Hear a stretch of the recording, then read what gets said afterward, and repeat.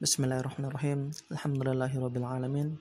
Allahumma shalli ala sayyidina wa maulana Muhammadin wa ala alihi wa sahbihi ajma'in. Sahabat sekalian, bahwasanya sebentar lagi kita akan memasuki bulan Ramadan, bulan yang penuh barakah, bulan yang mulia di sisi Allah Ta'ala, bulan yang dinantikan oleh umat Islam yang mencintai syariatnya. Bahwa benar Ramadan dari Ramadan ke yang lain selalu memiliki warna rasa yang berbeda. Apalagi di tengah pandemi COVID-19 ini, Allah uji kita, Allah berikan umat Islam di seluruh dunia ini cobaan yang diharapkan mampu membuat umat Islam ini jauh lebih baik, jauh lebih berdaya, jauh lebih luar biasa, dan jauh lebih bertambah keimanan dan lebih profesional dalam beramal. Ketika Al-Quran menyimpulkan, hasiban nasu ayyutraku ayyaqulu amanna wa hum la yuftanun. Apakah orang-orang mengira bahwasanya ketika mereka mengaku beriman kepada Allah Ta'ala, beriman kepada Rasul, pas mengokekan syariat, la yuftanun, mereka enggak akan diuji. Bahkan justru sebaliknya, kita akan diuji.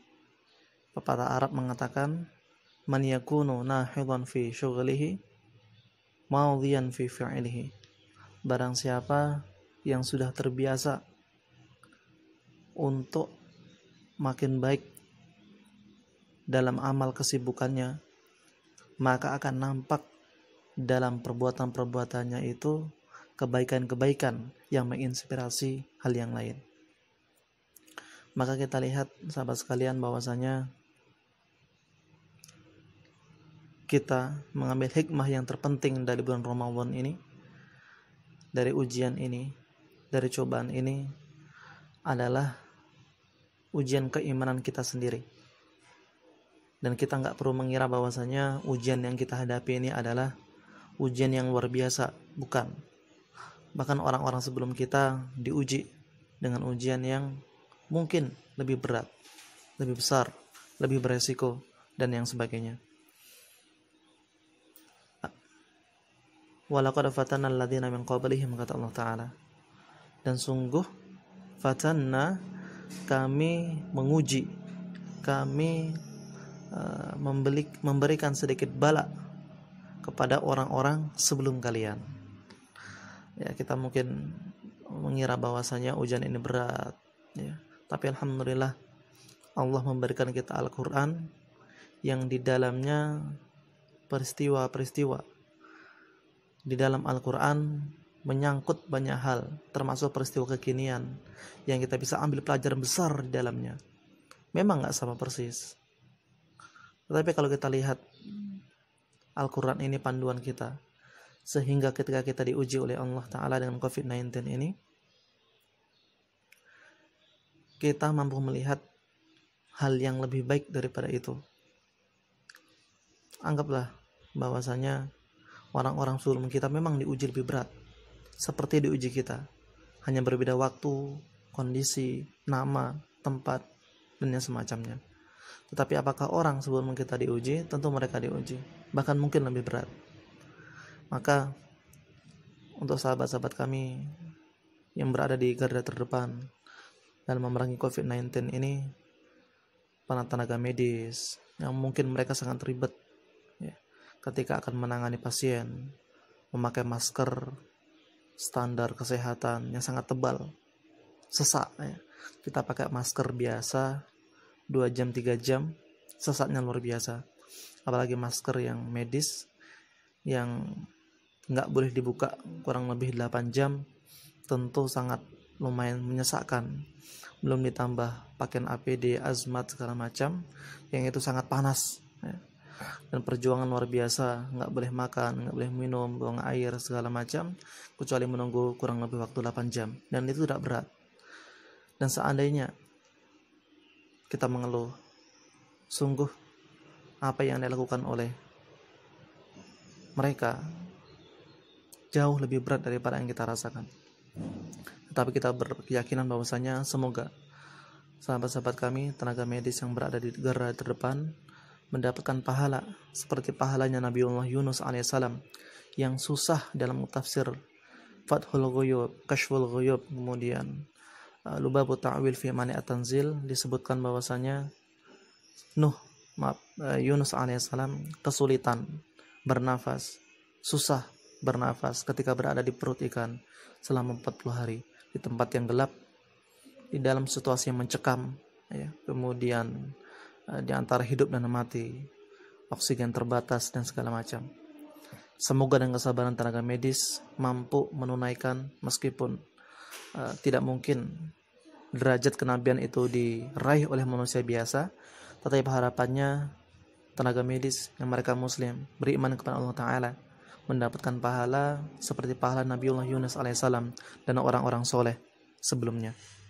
Begitupun kita ketika merasa bosan, boring, ya, karantina mandiri di rumah, ya, dan segala macam, ketahuilah bahwasanya orang-orang soleh itu pernah mengalami hal yang lebih buruk daripada itu. Kalau kita mengkarantina diri kita sendiri, mengisolasi diri kita sendiri, mengisolisir, ya, diri kita sendiri, orang-orang soleh sebelum kita, mereka diisolisir oleh kaumnya, ya, dan perjuangan mereka tidak mudah. Tentu kita mengharapkan barokah dari Allah Ta'ala. Kita nggak mungkin mampu melewati ini dengan kesabaran, dengan kebaikan, ya, dengan pahala amal yang berlipat ganda, kecuali atas bantuan rahmat Allah Ta'ala.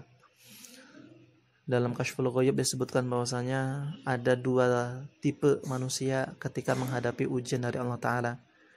Yang pertama, seperti yang pepatah Arab katakan, man yakunu nahiwan fi syughlihi maudhiyan fi fi'lihi.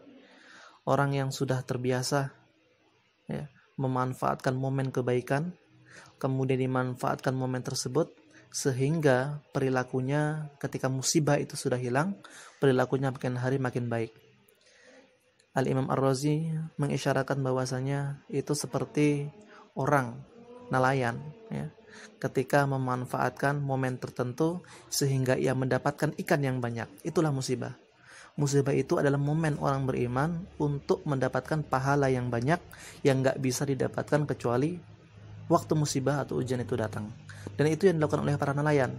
Nelayan mengetahui waktu-waktu tertentu untuk mendapatkan ikan yang lebih banyak daripada hari-hari yang lain. Dan itulah musibah bagi orang muslimin, ya. Ujian bagi orang muslimin ketika ujian itu tiba, ujian itu datang, ya.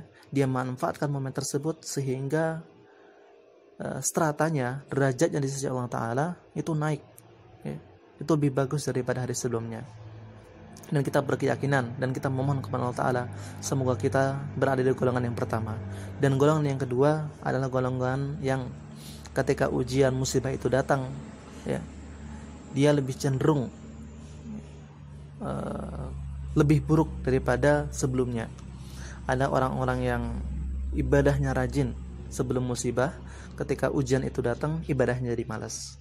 Kata sebagian para ulama bahwasanya tidak ada pilihan yang ketiga ketika musibah itu datang, ya, musibah itu kemudian hilang, perilakunya sama seperti sebelumnya nggak ada. Tapi yang lebih rata-rata ketika sebelum ujian dia mungkin rajin ibadah segala macam, kemudian ujian itu datang dia malas ibadah. Setelah ujian insya Allah dan rata-rata dia lebih malas lagi dalam beribadah, hatinya lebih kaku lagi dalam menerima wahyu Allah Ta'ala dan menerima hidayah dari Allah Ta'ala. Dan ini yang tidak kita harapkan. Kita berharap menjadi golongan pertama yang lebih baik ketika ujian ini datang, karena ujian merupakan cara Allah Ta'ala untuk menaikkan derajat kita di sisinya, insya Allah. Wallahu a'lam bishawab. Assalamualaikum warahmatullahi wabarakatuh.